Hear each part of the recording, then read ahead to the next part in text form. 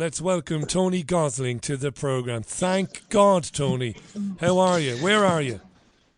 Well, I'm in Lisbon, Richie, and I'm not used to spending all day on my feet with a camera, but I've just done that and taken pictures of lots of people coming into the Bilderberg Conference, got shouted at by the police for the benefit of the conference organiser lady who came out for 5 minutes, and the police sort of suddenly turn on the photographers for a little while to impress the organisers, and then they're quite friendly again after the organisers have gone back inside.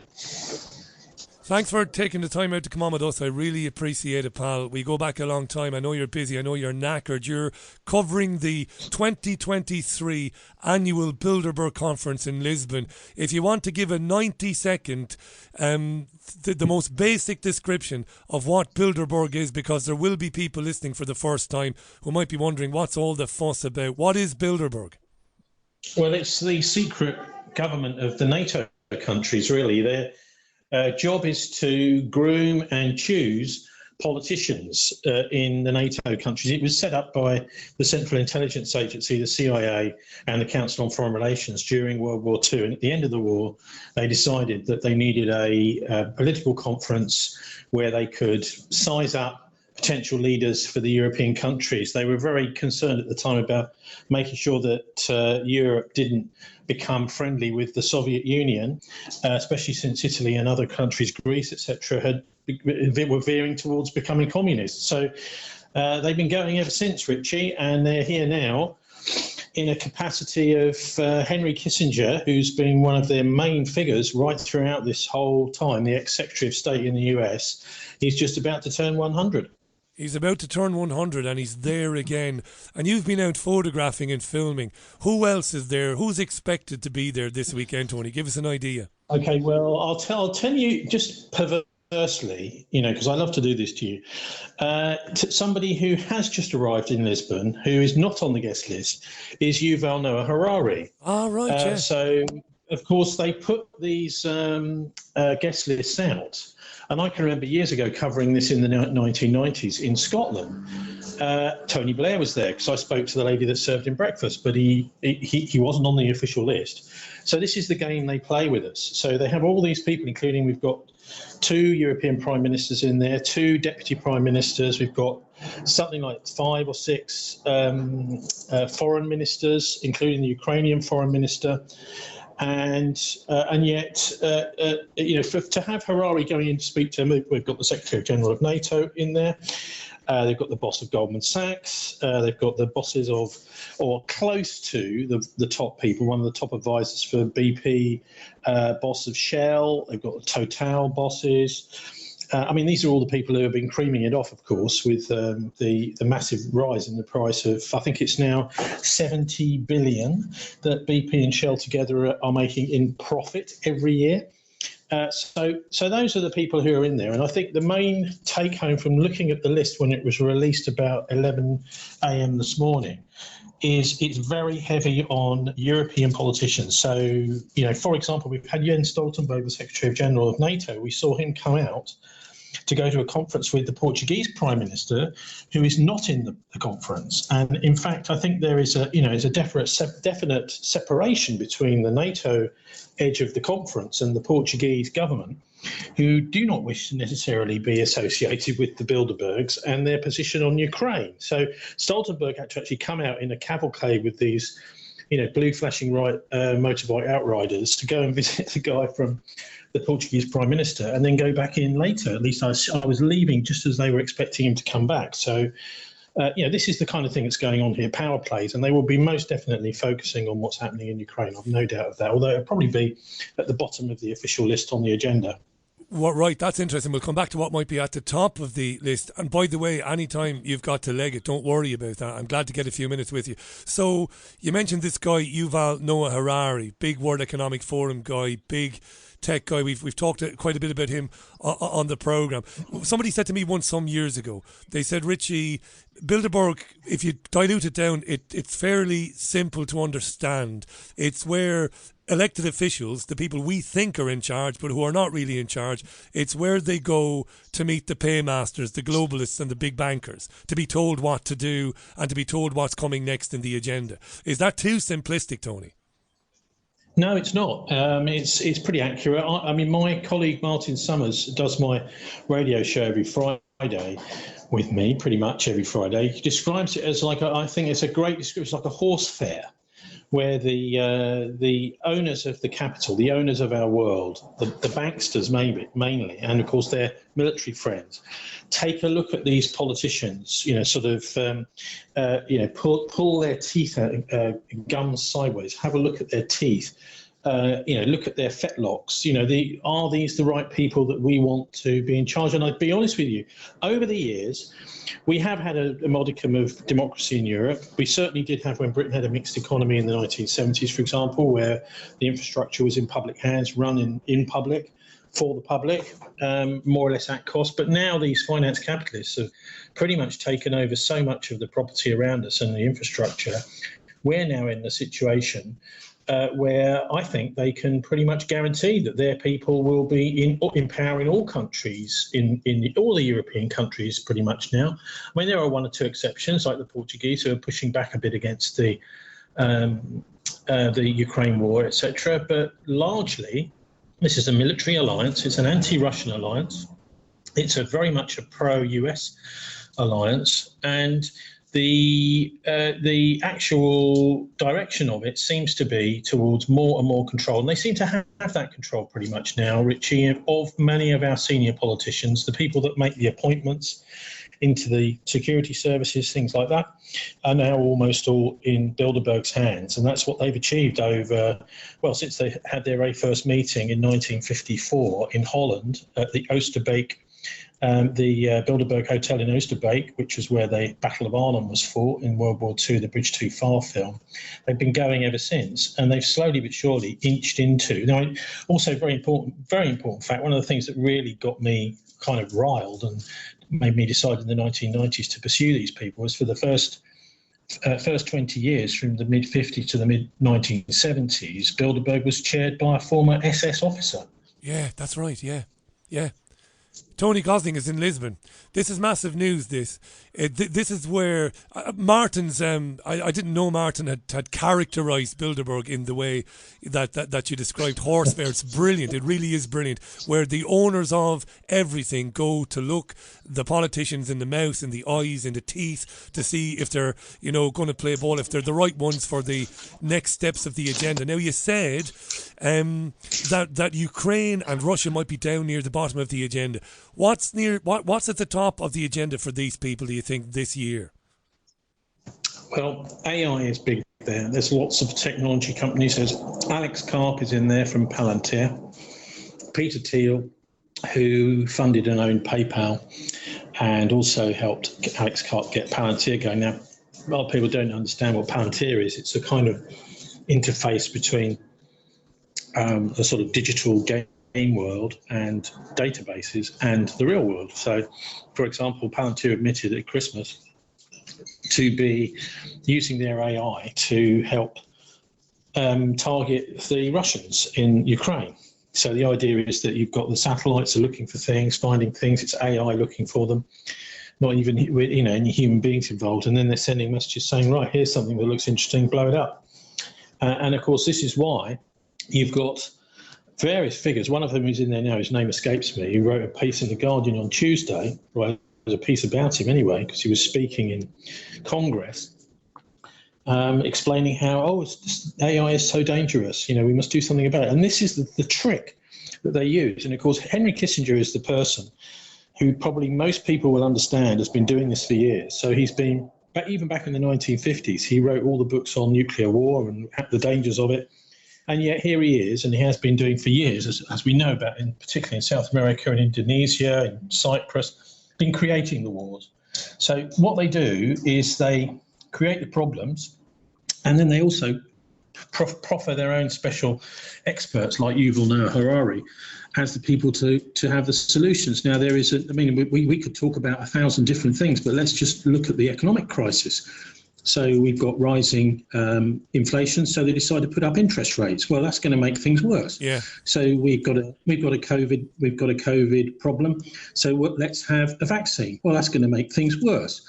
We've got a migrant crisis. Let's have put Suella Braverman on the job and various people. And now we've got 1 million, they think, net coming in a year.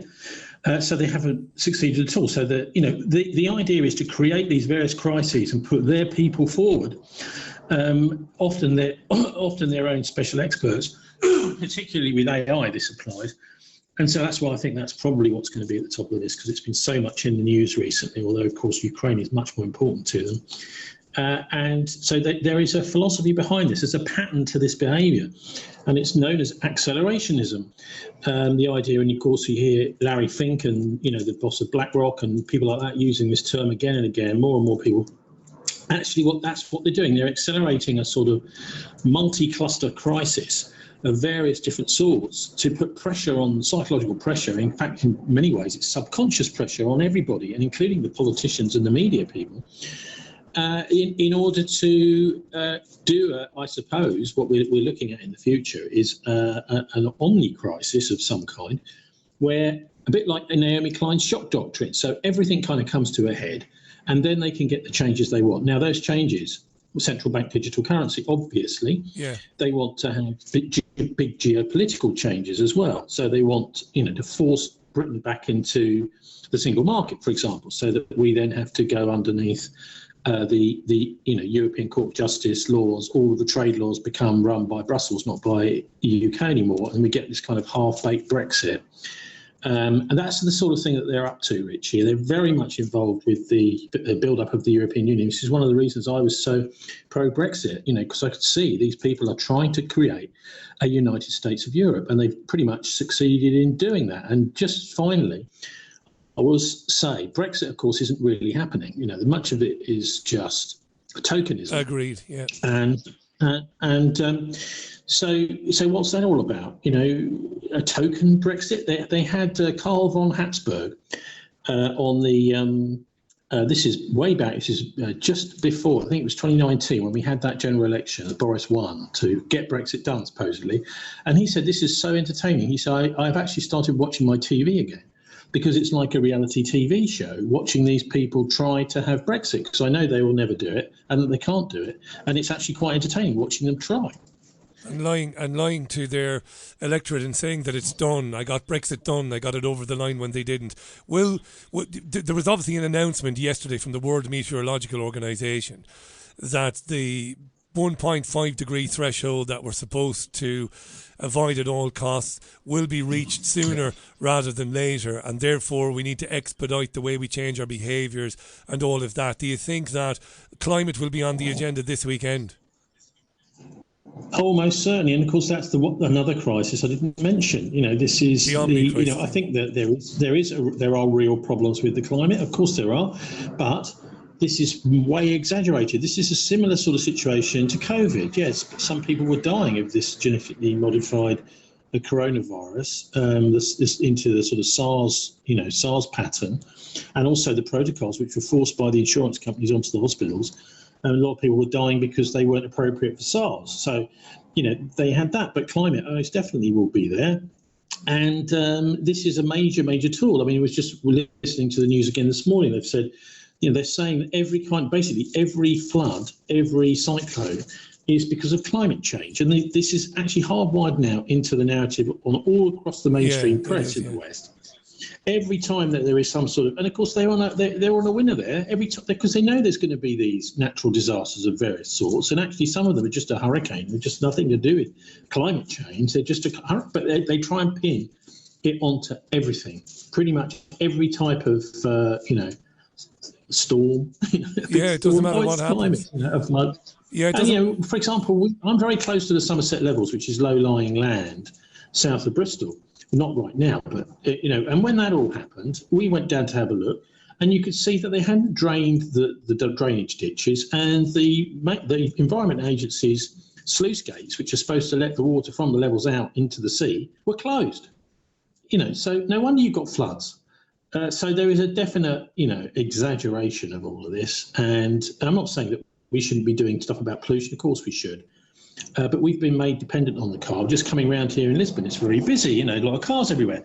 But we had in the 1980s a brilliant system Ken Livingstone brought in London, which was bringing down the bus fares. People started selling their cars, not just leaving them at home. And we had I think it was 1985, we had 1,500 less serious accidents on the road. So that's the way. If you want to get rid of cars, bring back cheap, affordable, reliable public transport, and everyone will start using it. Well said. Give people the choice, but don't force them into it. I'll let you go in 2 minutes. I know you've got plenty more people who want to talk to you, and I want to know if you're going to be on air tomorrow. I'm sure you will be. Tell us this. I can only imagine the security is huge, is it? Well, there's a couple of layers of security. Actually, it's been quite entertaining watching some of the Bilderbergers getting in, and they haven't got quite the right credentials.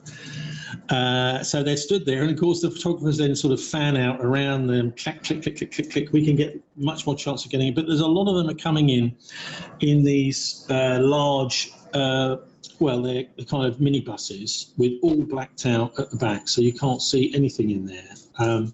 A lot of them are managing to get in. But so the security has been obviously pretty tight. They've just actually, funnily enough, if you want to get on I think it's a 285 bus, you can go right past the entrance that the photographers aren't even. Is that right? Get on that so bus. One of the buses is right past the main entrance. And also, there's a garden as part of the hotel, which has been really funny. We've been watching some of the Bilderbergers on their phones, wandering out and sort of seeing, well, what's over here? And as they poke their heads over the balustrade and the garden and look down and then click, click, click, click, click, we get them, I shouted out at Mark Carney as he walked past to get him to turn around for a shouted out to him, "Hi, Mark." And I said, and then he didn't turn around. I said, "Well, don't you know your name?" One of the policemen was laughing, right? So, it's the place to be. I think, it's one of the most important decision-making centres in the world, and they're all here. All of the evildoers, and I would say most definitely evil now. If you look at what the British are doing, sending depleting uranium munitions, Ben Wallace and Tom Tugendhat, he's in here, the UK Security Minister. It is absolutely evil sending these DU munitions, because what it's going to do is it's going to leave congenital birth defects for something like 40, 50 generations of Ukrainians as they start to fire this stuff. That dust gets into the ground, it gets into the food, it gets into the water, and you start having these weird, horrible, horrifying, horrific birth defects. And that's what these guys are up to. Particularly the Brits have been absolutely appalling in all that, Richie. Let's remember a couple of people. Robert Fisk, of course, who wrote about the depleted uranium, I think Fallujah. Robert used to come on with me all the time. Great, great, great writer. And let's also remember somebody that you introduced me to 12 or 13 or 15 years, it must be 15 years ago. I was looking for a guest about Bilderberg, and you'd spoken to me. I was on the radio in Spain, and you introduced, I'm sure it was you, T. You introduced me to the late, great Jim Tucker. Would you believe? Oh, yes. Yeah, that's well. I can remember back in sort of the 2000s. He was a great guy to have, because he would turn up. He was very professional about the way he did things, a sort of old-fashioned newspaper journalist type from the United States. And he worked in the mainstream press, and he'd actually had to go and work for this Spotlight magazine, so the only people that would take him doing the stories. In fact, there was C. Gordon Tether in the Financial Times who wrote about Bilderberg in his Lombard column in the Financial Times. He was booted out of his job because he insisted on writing about Bilderberg. That's how serious these people are. And Jim used to turn up 2 or 3 days before the conference. He'd go and have a chit chat, very friendly American fashion with the staff. He'd always be able to identify 2 or 3 of the staff who might be friendly to the reporting on it. And then sometimes during the conference, and most definitely after the conference, he would have these little soirees with the staff and pick up a fantastic amount of information. I mean, that was where I'm pretty sure it was 2002. He came out of the conference saying, well, one of the staff says they're talking about attacking Iraq. Yeah, that that's was 2002. Right. Yeah. So anyway, Jim did a fantastic job on that, Richie. I'm glad you managed to speak to him before he passed away. Yeah, I great. did. Well, it was down to you. You made the connection. Right, thanks for coming on. Will not the BCFM Politics Show, will it be live tomorrow at 5? Well, we're certainly hoping so, thisweek.org.uk. And I'm doing my best to do short interviews with some of the people who've made the effort to come down here to report on it. It's one guy I've just been interviewing from Costa Rica who spent many years in California. He's come over specially to report on them and do a mini documentary. Well, listen, good luck with it, pal. Have a good weekend there. And thanks for sparing the time for us today. It means the world to me. Well done, T. Thank you. Okay, well, I'll just say, please do, if you can, put a link up on your show to the Bilderberg list, because it's a fascinating thing to go through. Almost everybody that goes through it gets something different from it. You know, I've just mentioned a few of the specific individuals from the UK. David Lammy from the Labour Party's there. He's obviously been groomed for power. Once Starmer conks out, and Wes Streeting and the rest of them, but Lammy's in there. And it's important, I think, for people to all have a look at that and take what you can from it, because nobody. I don't think anyone can really define what these people are, but they're bringing together a lot of different areas of very important parts of public life and the future and banking. And I suppose, can I finish on this? The banking side of it is the worst, really, because when you've got people like Harari hanging around in town, even though he's not officially on the list, he's the guy that's spelling out, hey, these are the problems that are coming up in the future. But the trouble is, the banks, this is a kind of self-fulfilling prophecy. The bankers look at this and then they say, hey, well, this is what we'll fund if this is where things are going. And so what they're doing is they're creating our future in there by talking about the way they want the world to go, the way they think the world is going, and the money then follows that, because the bankers think that this is the best investment to do. And the politicians, really, they stand at the back, they watch all this, and they've got nothing to say. Nothing to say. And no power. That list will be on the podcast notes, Tony, for this programme. So Godspeed to you, pal. Speak next week, and thanks again for everything that you're doing there. Thanks. The absolutely brilliant Tony Gosling, live on Thursday's Richie Allen Show. One of the few journalists left in the world, let alone in the UK, doing his job there. Those notes, the podcast notes will contain, at the bottom of the notes, will contain the link to the list of the Bilderberg attendees. It is, by the way, Thursday's Richie Allen radio show. I'm Richie Allen. I'm going to take